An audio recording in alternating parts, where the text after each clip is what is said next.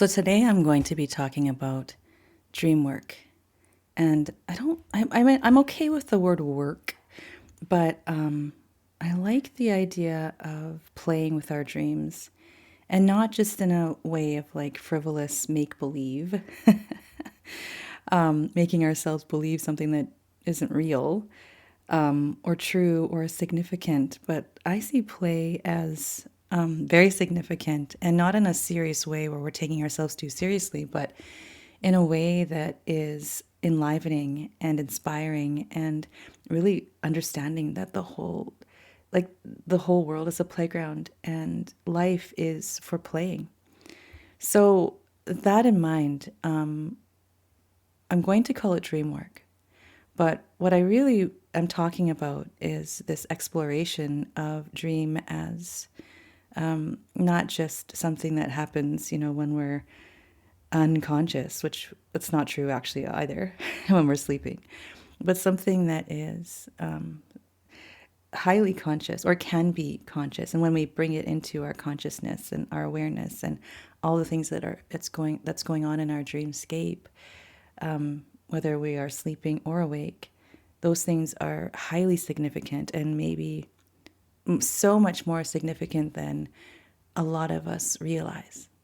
So I'm going to go through all of that in this podcast episode. I'm not sure if I've ever I know I've talked about dreams in the old episodes of this podcast before some significant shifting happened in my focus of this particular show. But I don't care. I'm doing it again. I'm doing it again with new eyes, in a new light. And I hope you really enjoy it. And I'll see you on the flip side.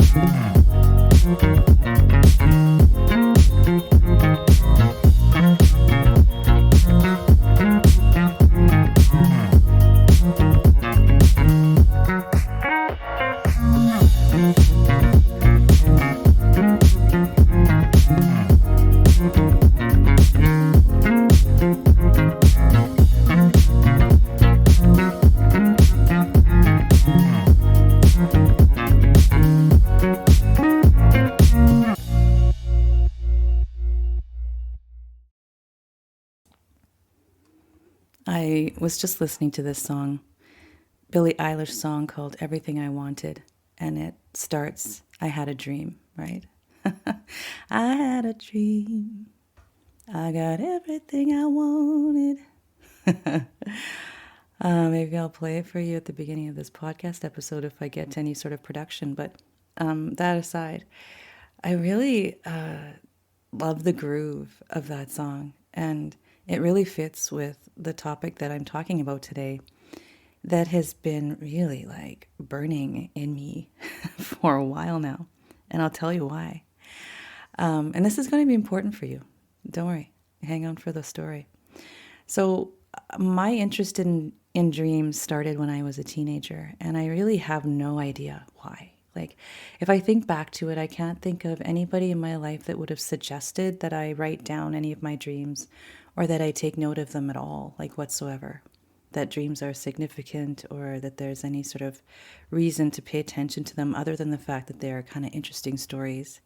And, maybe pay attention to these interesting stories just for entertainment's sake or, curiosity. But something told me, or someone that I can't remember, and that's fine, planted the seed within me that this is something to pay attention to, Carla, So I started to write them down. And it was after I started writing a little bit of poetry. And that story's, I don't know, shows up in one of my podcast episodes. I'm not going to go through that again. I might talk about it again someday. Actually, I know I will. Still catch that story somewhere. But really, I was getting used to writing things down that came to me that seemed to be significant as a way of just moving through life and being able to do some sort of sense making. and creating art out of, well, a lot of times very painful things, that you're sort of more focused on when you're a teenager or maybe an adult. That happens then too.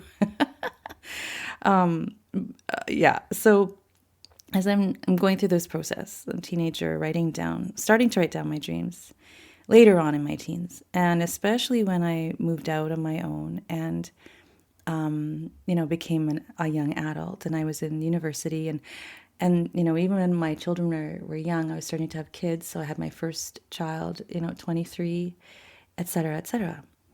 And I wrote books, I filled out books of these dreams, and I would write down every detail because I was very detail oriented at the time. I didn't want to miss anything.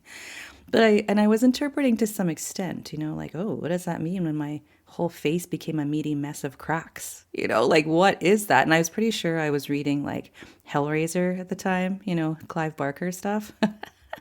Or, like dreams that I was flying, like what's that about? Or levitating when everybody else is looking up going like, oh, that's nice for her, but I can't fly, What do these things mean? And at first, I'm kind of like into psychology. And that's what I thought I was going to do when I was doing my undergrad at first. And I jumped ship and I went over to English and started doing a lot more creative stuff. And because the creative stuff was sort of on the side, was part of me, but it wasn't what I was doing in school. So I was sort of into that, like psychological part of it, where, you kind of say, well, what's this symbol mean? And, in the dream book, if you look it up, crows mean XYZ, and sunsets mean XYZ, and, death means XYZ. So, it was more like a formulaic approach, although like something within me was saying it was more than that. And I was always open to just interpreting according to my own life and applying it to my life. And the word I would actually use now would be oracle, like drawing from the substrate of that, dream and, like your own thoughts and insights, not even just thoughts, but insights about that, maybe some kind of wisdom, about that. What was showing up in your dream as story. And so now I'm connecting all these different things, to that whole experience of dreaming, that it's creating a story from the substrate of what we've experienced, what we understand, what we share as meaning. So the only reason why, a dream book, with these formulaic symbols, the way that comes in handy is when we are drawing from an agreed upon symbol. And so we can understand that symbol because, and it can kind of run across the board to many people and be applicable to many, many people because we've agreed on what that meaning is. But, okay, so I'm going to fast forward in just a second. So I was writing about this, and not about the thoughts about Dreamwork per se, but just writing down my dreams. And I stopped doing that because I got a little bit like tired of it being like almost like homework. Like I couldn't just leave it and just enjoy it and then just carry on. I got busier and that kind of thing, and I stopped writing about my dreams in particular. And feeling like I had to capture every single moment, every single dream. So I stopped writing about them. And then what I did was, though, I it was never anything that I ignored. I still told stories about them, and then I would write about them intermittently, especially now in the last, several years. And then I came across this podcast because I like to explore ideas and thoughts, and I've come across so many brilliant people through podcasts. It's just insane. And it's opened up my eyes to so many. It's just like I can't even explain, how different my life would be, even what I'm doing in my creative work, had I not been open to, some of the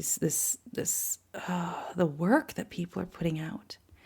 And so I was randomly listening to this podcast episode.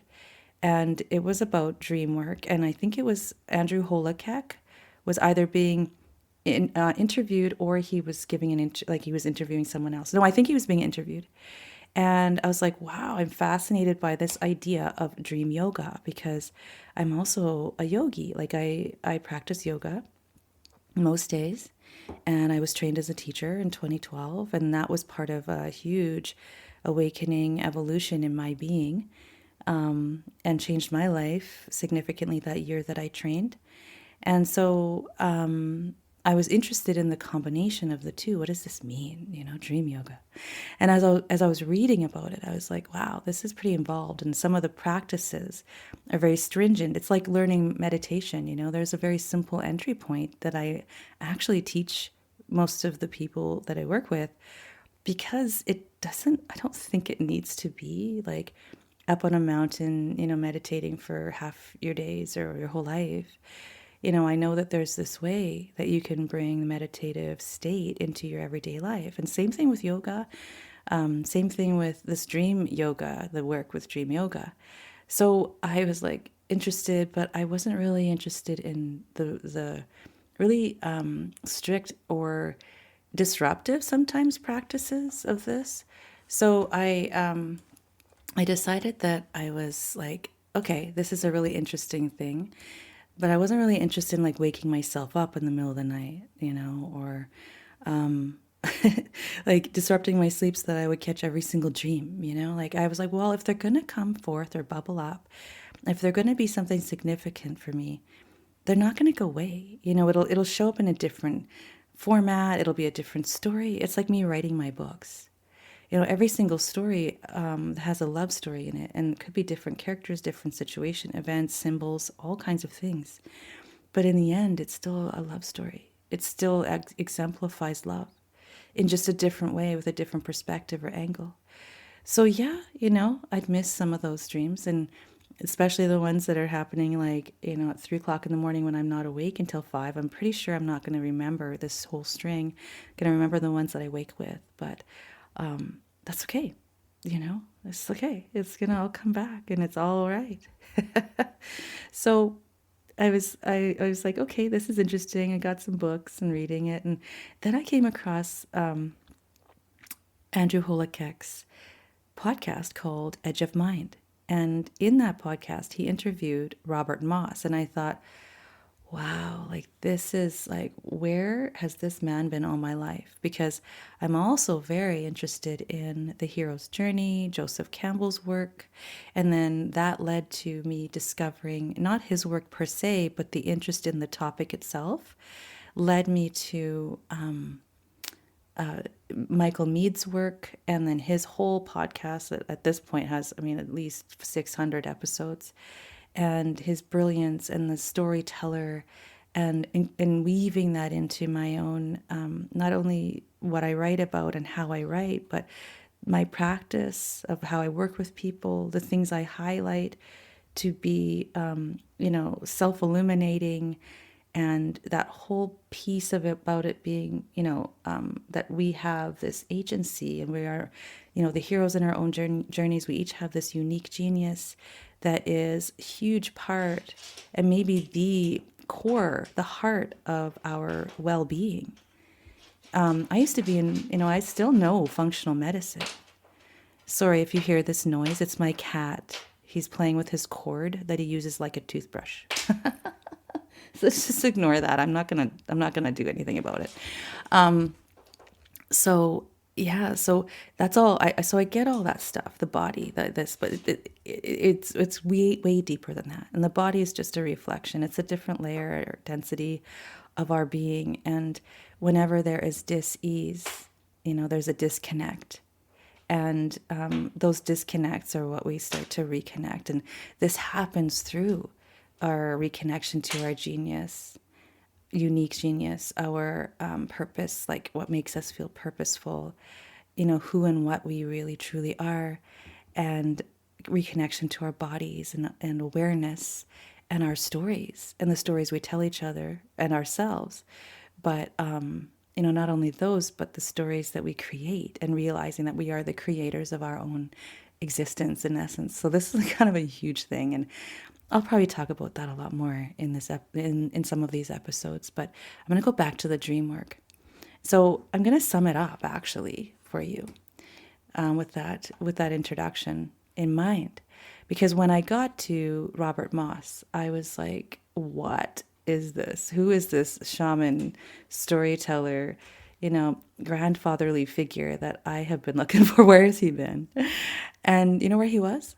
He was on my bookshelf because just like probably about 8 months ago now, maybe not that long actually. I don't even know. Time is like stands still, but also happens all at once for me right now.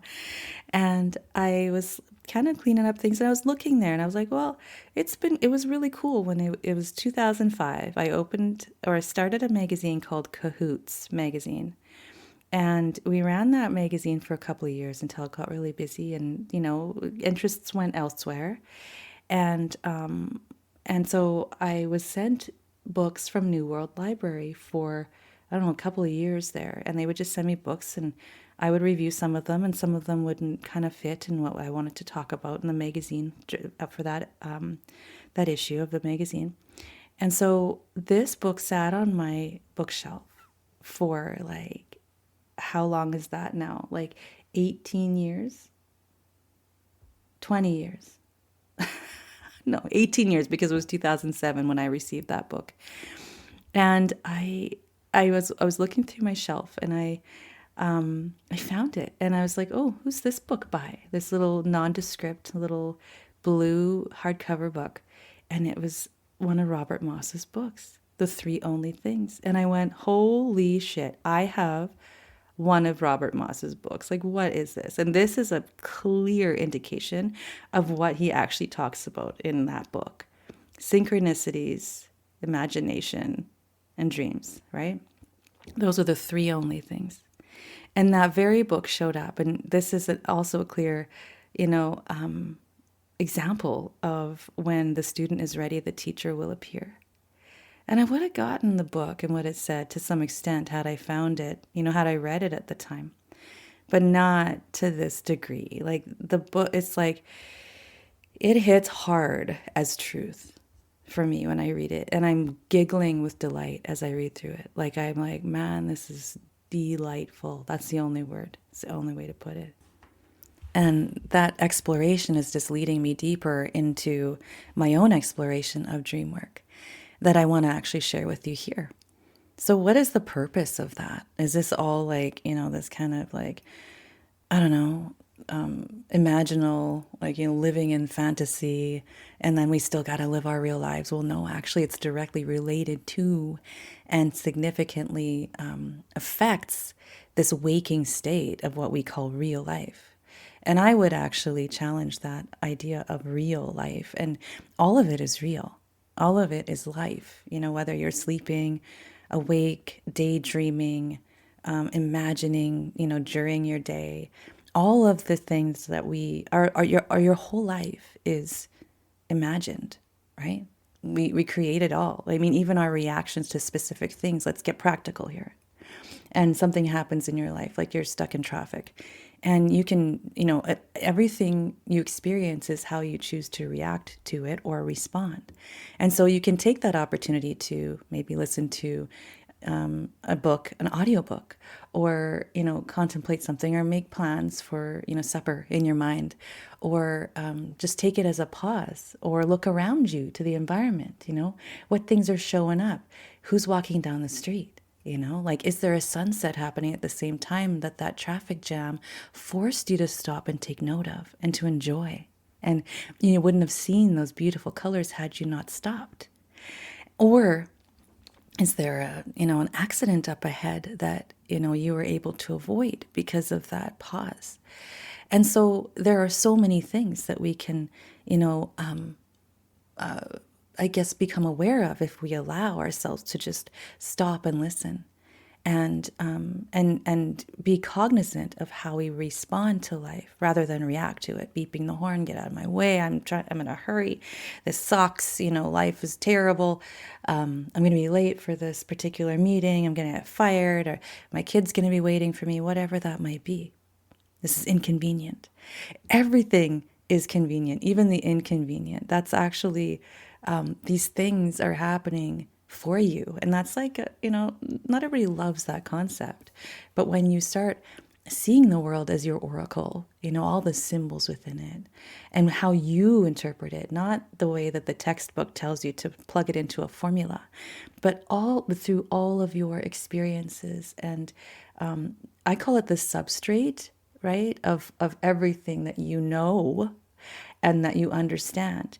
We use that stuff to create these stories and ways of interpreting the things that we notice around us. So you might see a lot of, let's say, like crows or something. I don't know why I keep using crows, but you have a history with crows. And when you were a child, there was a crow that was, injured or something, and you brought it back to life, and then it flew away and you were so excited about that. Let's say that. So anytime you might see a crow, it doesn't actually necessarily mean death, actually, that, or whatever that is that we'd agreed upon that the symbol of crow means, in our culture. It could to you mean, nurturing and you actually being part of this healing process. It could mean freedom to you. It's whatever it means to you. And if it shows up in your awareness, that is that is the thing to sort of contemplate and consider, right? And in dreams you can see, like in the sleeping dream as well as waking, using the world, not using, I don't love that word, but seeing the world as your oracle. You can pull from that, and you do pull from that substrate of everything that you understand and all of everything that whatever these things in life mean to you, and you bring meaning to everything that actually happens in your waking world and in your dream world. And the waking world, we can actually, if we consider it to be a dream as well, then we are more open to seeing the symbols and the synchronicities as something that is significant. Because now we're kind of like used to that, right? Like you go to bed and like, wow, like all those symbols, that's really cool. And you're like really curious and, it's kind of fun and you're playing in that dreamscape and it's like a playground. And then you wake up and go, well, this is reality. None of that matters. Symbols don't matter. That's just fun. That's play. But they do matter. And they are significant. And it's just as much as they are in the dream world. And actually more so, not more so, just as much, because like I said, everything that it's all about interpretation. It's all about how we interact with all of that, that substrate of information and symbols and insight and wisdom that comes from, living awake in our dreams. So anyway, I decided to uncomplicate these practices of like dream yoga and dream work, and like taking the work out of it and putting back in the play. And so I started writing about them again. And actually most of the time I do like a voice to text. And because I don't love the idea of like turning on my light, and you come out of the liminal space in between, that, that space in between dreaming, like sleeping and awake. That's a beautiful space for epiphany to bubble forth, or wisdom to, come up, within you, well up, and you don't find it. You don't go seek it. It comes, just through experience. And I don't love the idea of like turning on the light and, going down into my office, or like, some people love to write it. But I just like, and that's beautiful. But for me, I like to just kind of do like, kind of get like a recorder or something and just record it or voice to text. So that's just a little tip for you. Maybe it might be useful for you. So anyway, I do that. And I just kind of, it's not about like recording every single moment. But as I do that exploration, I could think it's like a dream that's like, oh, I get it. Yeah, I don't really need to explore that at all. Like I skipped that part. I don't need to do that. But honestly, every time I do it, I'm so glad I did. Because as I talk, I verbally, and sometimes people do this through writing, hand on the paper. It's still a form of journaling, right? But as I verbally work through or work my way to the wisdom or to the insights that just needed a little bit of unpacking, I suppose. and just meandering, like me, it feels like meandering, but it's more like beyondering, like it's not like where there is nothing that you're going to kind of come upon. Like you'll be led there, this sort of like mysterious way. So I'm always grateful when I take the time to do that. And again, at the same time, I hold that very gently, that intention, because if I don't beat myself up about it. It's just I keep the practice fun. So in Dreamwork, and I just want to say a couple things about this and why it's become much more of a part of my practice, working with people one-on-one in sessions. I'm going to do a podcast episode about stillness practices, which, there are more practices that I incorporate with the work I do with people in my groups and one-on-one, and also in my writing program as well. And yeah, I'm just going to give you a little rundown about how impactful and how we can apply dream work, or this concept of the imagination, not concept, this reality that we live in our imaginations, in how we interpret everything, how we perceive everything, and how that knowing that, and like, having the world be our oracle, and using the imagination as a powerful catalyst for self-illumination. That's one thing. But also for those of you listening with physical issues that you're, challenged with, right? It's a healing space as well.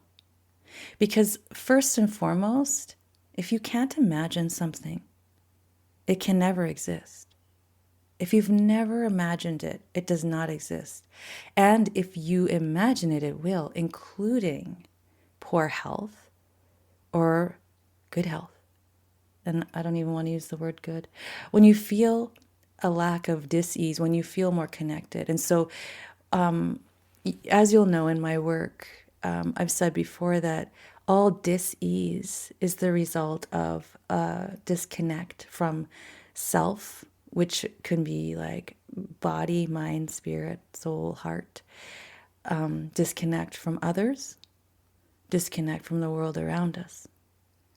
And so in the imaginal space, and through connection, reconnecting, through recognizing the synchronicities, the coincidences, the patterns, the symbols, how everything is connected in your life and in your world, there is much healing to be had. So let's just start there and play with that.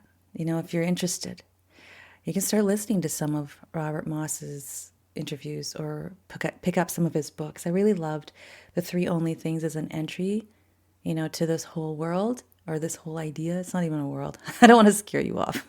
It's like to Dreamwork. Yeah. It's a really beautiful intro. And then he's got a lot of other books, that you can explore. There are other people in this space. He's just happens to be my teacher right now. This student was ready for that teacher to appear, and he just might be yours. But even without that, just take some time every morning instead of working through your to-do list, and like feeling panicked about the day and things you've got to get done, and and that sort of way of entering your day can really blind you to the things that come up that are right in front of our faces. Actually, the answers we're looking for, the peace we're looking for, the health, the wellness, the reconnection, it all lies in that sort of quiet space, where we're able to just kind of go into like neutral a little bit, and just allow the answers to bubble forth, allow the insights and the wisdom, the healing to take place. The healing happens in the spaces in between. So here's a fun exercise, okay? So I'm gonna give you one at the end of this podcast, and so try it out. You could try it out. You could get a recorder or record on your phone, or just, you know, I don't want to be on my phone. I don't want the blue lights. But if you have a way that you can just hit record on something, so cool. Or, you know, turn on a nice amber light and do some journaling, like just write things down while you're still in that quiet space. And I'm not talking about journaling about, you know, your to-do list for the day. It's more about unfurling, you know, all of the insights that came to you while you slept. And doing that during the day is really cool too, actually. If things come forth, or you start to daydream, or you start feeling like you're in that space of, you know, where epiphany is starting to kind of like niggle at you, or things like insights are bubbling forth, and let it. Or you see things, you know, synchronicities in your waking life, and you're like, wow, you know, like the rose is showing up for me over and over again. What does this mean for me? And why is this coming up? And just have fun with it. But the recording of it, and just the taking the time to be with it, it's the most important part of this kind of exploration. So have fun with that. The world is your playground. The world is your oracle. All of the answers to anything that you are trying to move through, any challenges, health wise, you know, whether that be physical, mental, emotional, heart space, relationship, those things they start to resolve themselves, and it's all within you. You just have to pay attention. All right. So in closing, thank you for playing. For more information about my individual and group sessions, on-demand programs, Coaching the Coaches training, and my Veil's Edge fantasy series of books, please see the show notes for links to my websites, social media, and other stuff. Do consider supporting my work on Patreon. Be sure to follow this show, and follow me at Coach Carla Atherton on Instagram, and subscribe to my YouTube channel. Please note that this podcast is not a source for diagnosis, therapy, or treatment, but is the opinion of the host and guests. The intention to support and inspire. Each person's health is their own responsibility. May you, your family, and the people you serve be well. Thank you for playing.